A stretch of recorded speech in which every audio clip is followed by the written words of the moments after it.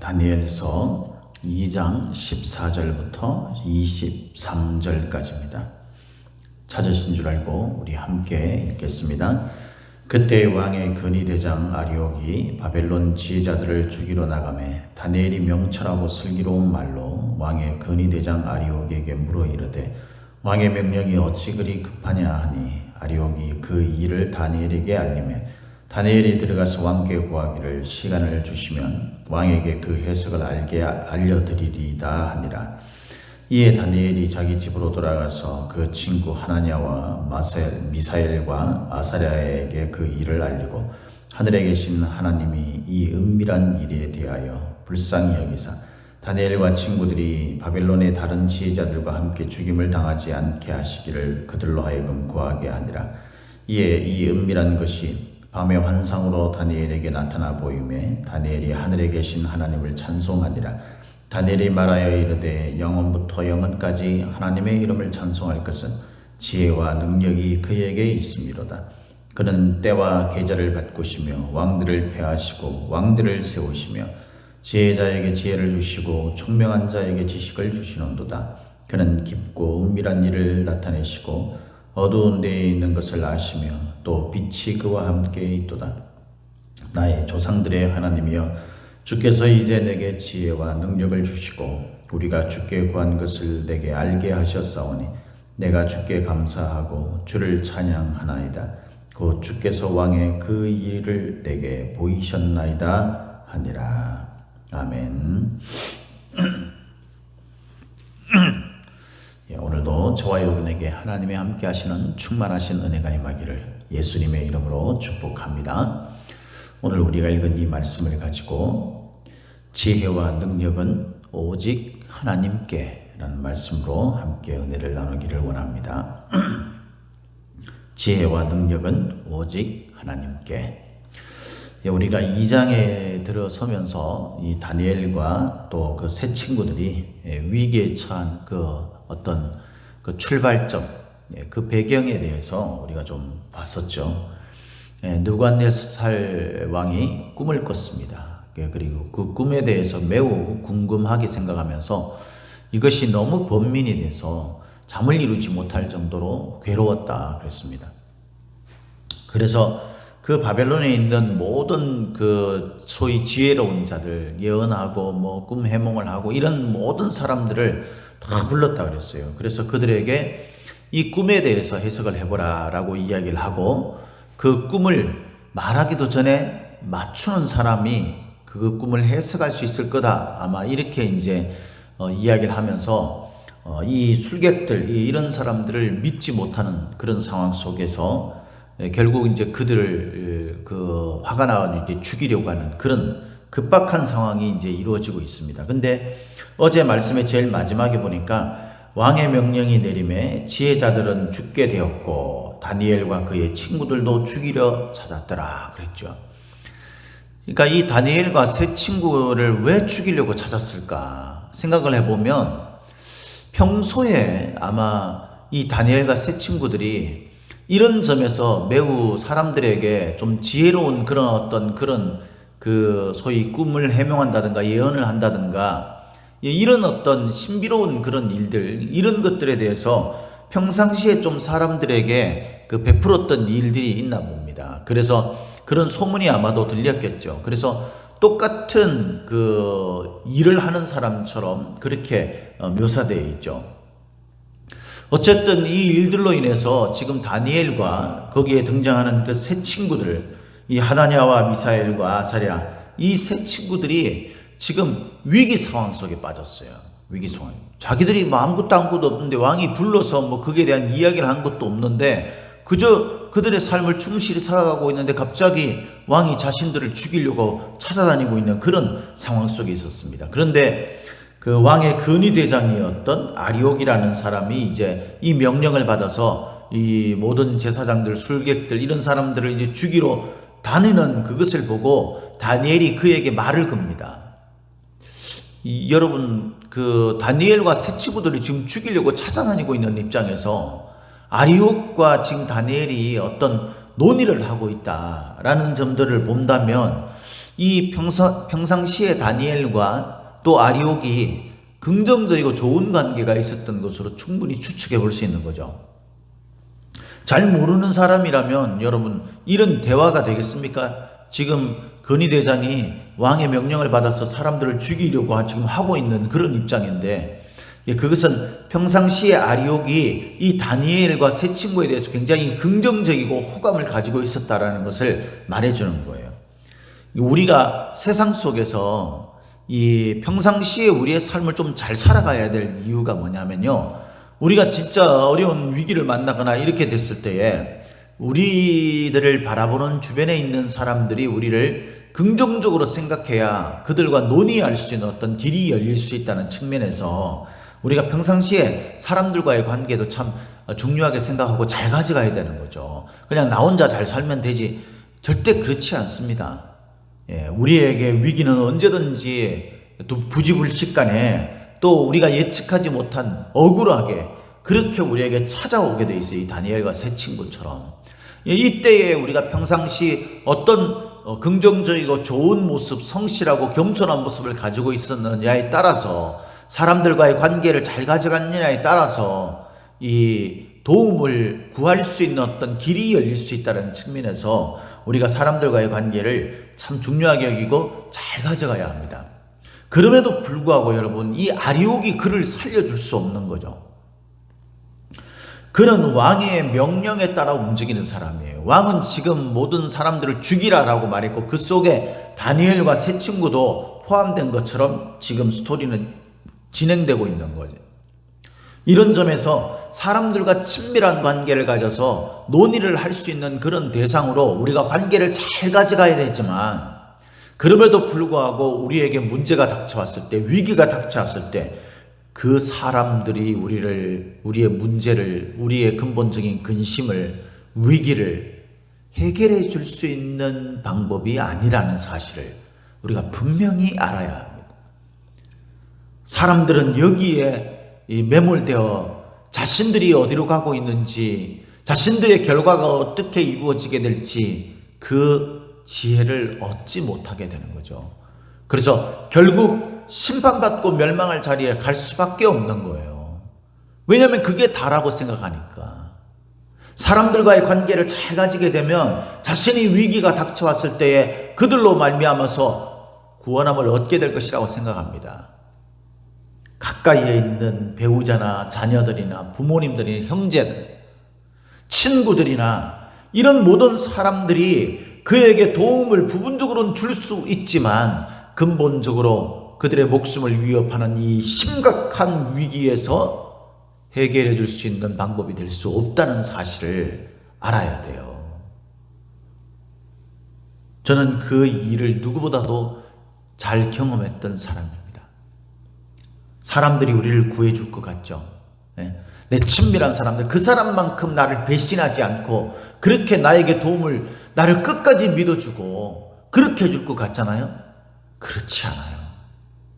그런 것처럼 잠시 보일 수 있을지 모르지만 근본적으로 우리의 문제를 해결해 줄 수 있는 것은 거기에서 오는 것이 아니에요. 그러면 어디에서 오는 것입니까? 우리 이 다니엘의 그 고백을 통해서 알 수 있게 되는 거죠. 이 위기 상황 속에 빠져서 감사하게도 아리옥과 대화를 통해서 이것이 왜 이런 일들이 일어나게 됐는지 알게 됩니다. 그리고 다니엘이 들어가서 왕께 구하기를 시간을 주시면 왕에게 그 해석을 알려드리리다 하니라, 이렇게 돼 있어요. 16절에. 그죠? 이게 이제 다니엘이 왕을 직접 찾아가 가지고 그와 이제 대화를 나누면서, 왕과 대화를 나누면서 이런 이야기를 한 것처럼 묘사되어 있는데, 우리가 24절 그 말씀에 이렇게 보면은 이 그 24절 이후에 이 말씀들을 이렇게 보면 이 아리옥이 그 다니엘을 이렇게 왕에게 소개하는 장면이 나오는 부분이 있어요. 이런 걸 볼 때에 왕과 지금 다니엘은요, 친분 있는 관계가 아닌 거예요. 이 사건을 계기로 해서 다니엘이 왕의 신임을 얻게 되고 그리고 왕 곁에 이제 있게 되는 거죠. 다니엘은 지금 왕 앞에 나가서 이렇게 이야기할 만한 상황이 되는 사람이 아니에요. 그런데도 불구하고 왕 앞에 다니엘이 직접 나갔던 아니면은 아리욱을 통해서 어떤 그 의사를 전달을 했던 다니엘은 거기에서 자신의 상황, 주어진 상황에 그냥 무기력하게 앉아 있지 않았습니다. 적극적으로 그 문제를 대하게 되고 그 문제를 해결하기 위한 방도를 찾기 위해서 시간을 가지려고 했습니다. 여러분, 저와 여러분들은 어떤 문제를 만났을 때 우리가 무기력하게 어쩔 수 없어 그냥 불평과 불만만 막 쏟아내면서 그냥 그 자리에 주저앉아 있지 않습니까? 어리석은 자들입니다.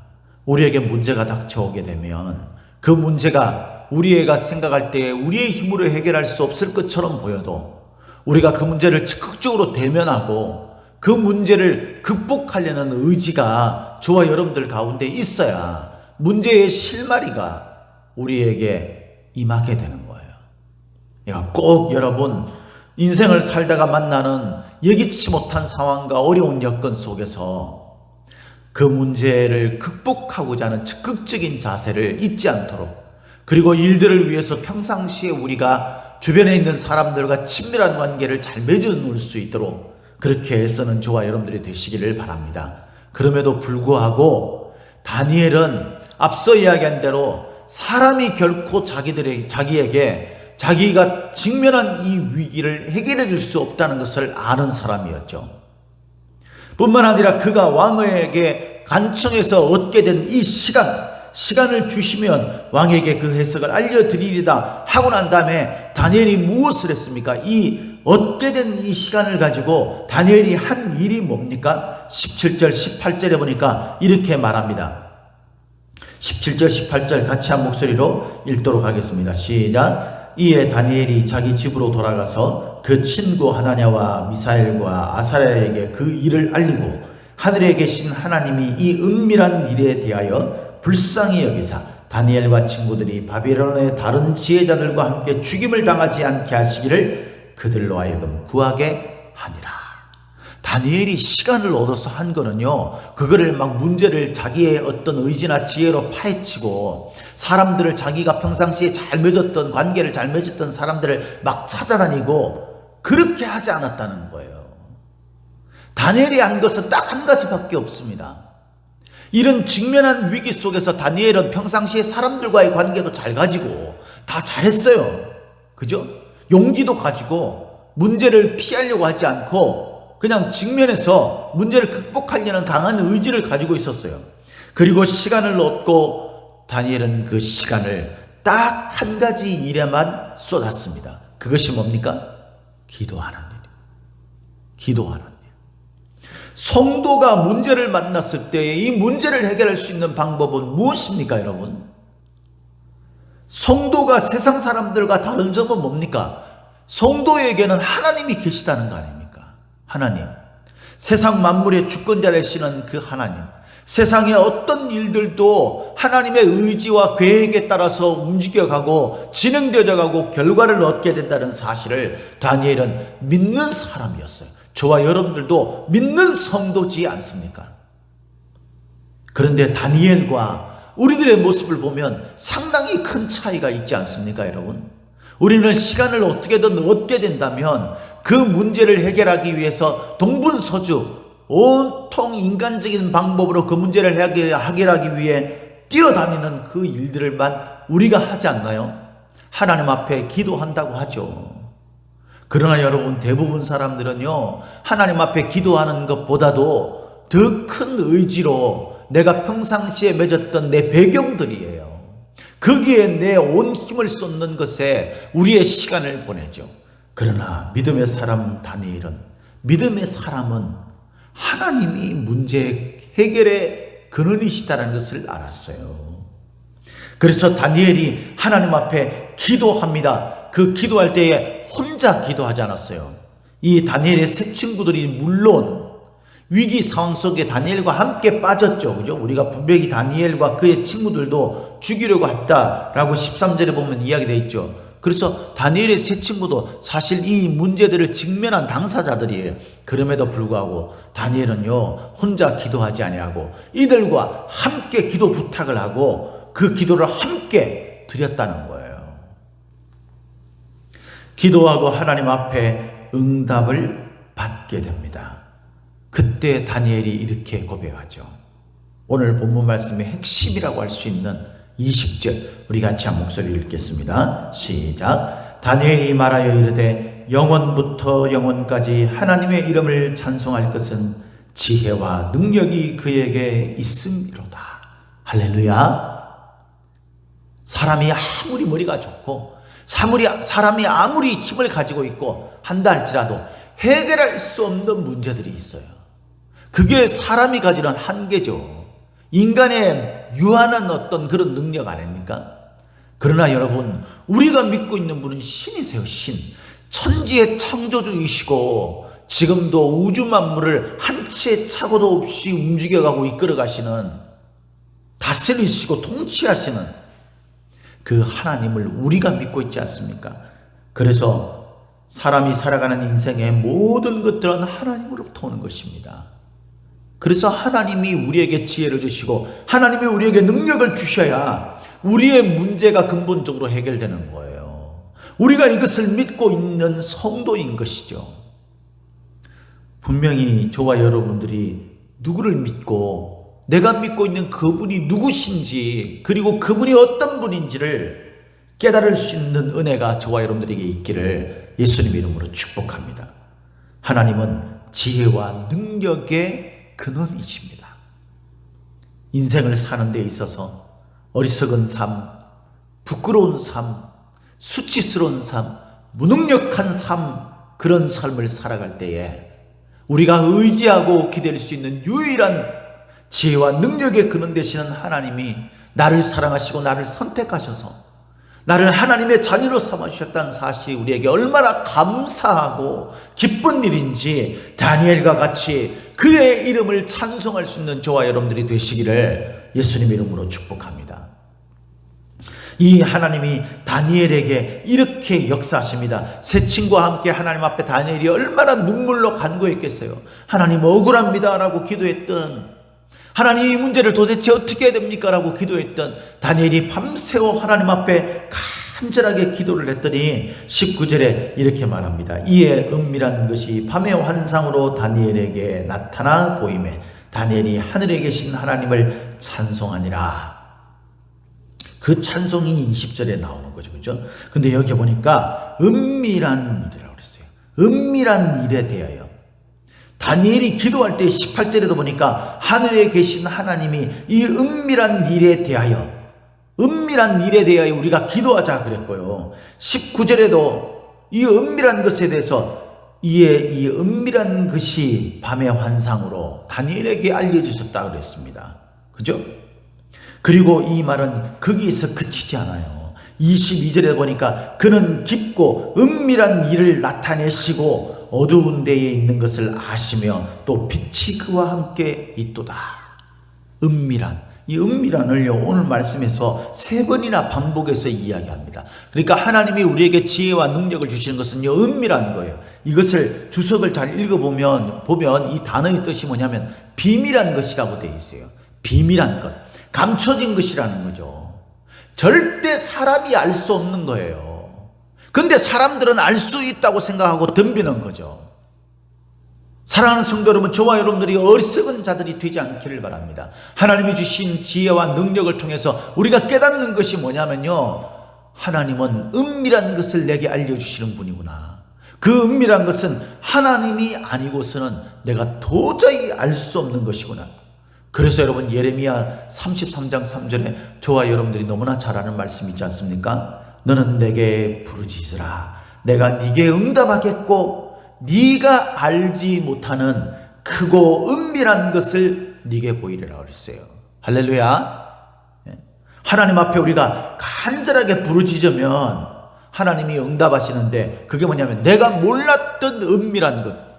그러니까 지금 우리 인생이 불투명하고 알지 못하잖아요. 그러니까 불안한 거예요. 우리에게 두려움과 걱정이 임하는 이유가 뭡니까? 우리의 앞날에 대해서 내 일이 어떻게 펼쳐질 것이냐에 대해서 안다면 여러분, 우리가 두렵고 걱정이 되겠습니까? 아니죠. 평안함이 임하게 되잖아요. 그러니까 은밀하니까 모르는 거예요. 근데 여러분, 하나님 앞에 부르짖으면 하나님이 우리에게 응답해 주시고 은밀한 일을 알게 해주시겠다고 말씀하셨어요. 그 약속의 말씀대로 다니엘이 하나님 앞에 은밀한 것을 구하매 하나님께서 은밀한 것을 알려주셨어요. 할렐루야. 그러면서 22절에 그는 깊고 은밀한 일을 나타내시고 어두운 데에 있는 것을 아시며 또 빛이 그와 함께 있도다 그랬습니다. 놀랍게 하나님은요, 시편 90편 8절 말씀에 보면 주께서 우리의 죄악을 주의 앞에 놓으시며 우리의 은밀한 죄를 주의 얼굴 빛 가운데 두셨다 그랬어요. 참 23절을 읽으면서 22절을 읽으면서 이 시편 90편 8절 말씀이 생각이 났습니다. 우리의 은밀한 죄까지도 하나님 앞에서 드러나지 않는 것이 없습니다. 하나님은 우리가 감추려고 하는 그 은밀한 것, 남들이 아무도 모르는 그 은밀한 것도 다 아시는 하나님이세요. 하나님은 예수님께서 마태복음에서 말씀하신 것처럼요, 세상 사람들한테는 이것을 알려주시지 않는다 그랬어요. 그러나 우리에게는 그것을 알려주시는 거예요. 그래서 바울이 뭐라 그랬습니까? 바울이 우리를 그리스도의 일꾼이요 은밀한 일을 맡은 자, 은밀한 비밀한 것을 맡은 자로, 하나님의 비밀을 맡은 자로 여기게 된다고 그랬잖아요. 사랑하는 성도 여러분, 이것이 하나님으로부터 오는 지혜와 능력이에요. 저와 여러분들이 오늘도 알지 못하는 일을 만납니다. 그 일은 때로는 우리를 두려움에 휩싸이게 하고 번민에 휩싸이게 하고 심지어는 우리를 목숨을 끊어놓을 만한 그런 위협적인 모습으로 우리에게 닥쳐오기도 해요. 이때 여러분들은 무엇을 하십니까? 사람들과 평상시에 잘 관계를 맺어놓고 그래서 하나님 앞에 나아가서 기도하고 말씀 보고 하나님과의 관계를 친밀하게 맺는 것보다도 이 세상에 뭔가 배경을 만들어 놓는데 우리의 시간을 온통 다 보내는, 그만큼 우리의 삶을 충실히 살아서 이제 그런 문제를 만났을 때도 나는 얼마든지 그 문제를 헤쳐나갈 수 있다라고 생각하고 계십니까? 어리석은 생각입니다. 지혜가 없는 생각이에요. 오직 그 모든 것들을 해결할 수 있는 유일한 방법은요, 사람이 아니에요. 이 세상의 배경들이 아니에요. 살아계신 하나님, 우리에게 은밀한 비밀한 것을 알려주시는 하나님, 그분으로부터 지혜와 능력이 온다는 사실을 아시기 바랍니다. 우리가 하나님이 알려주시는 그 지혜를 얻기 위해서 하나님 앞에 엎드려 기도하십시오. 그리고 지체들에게 중보 기도를 요청하십시오. 그러면 하나님은 약속하신 대로 우리가 어떤 직면한 그 문제를 만났을 때 이 문제가 어떻게 될 것인지를 우리에게 감추어졌던 그 은밀한 일들을 알려주시는 은혜가 있게 될 줄로 믿습니다. 그 일이 성공적인 열매를 맺든 아니면 실패의 열매를 맺든 그것은 중요한 것이 아닙니다. 그것을 통해서 하나님의 뜻을 발견하게 되면 우리는 실패 가운데서도 얼마든지 승리의 삶으로 나갈 수 있다는 것을 깨닫게 되는 것입니다. 그때 담대하고 그때 감사하고 기쁜 찬양이 나오는 거죠. 사랑하는 성도 여러분, 오늘도 이 말씀을 마음속에 새기면서 저와 여러분들이 만나는 모든 문제에서 크고 비밀한 것을 알려주시는 그 하나님 앞에 모든 문제를 맡기고 하나님으로부터 오는 그 비밀을 깨달아 아는 능력의 삶, 지혜로운 삶을 사시기를 예수님의 이름으로 축복합니다. 축복합니다.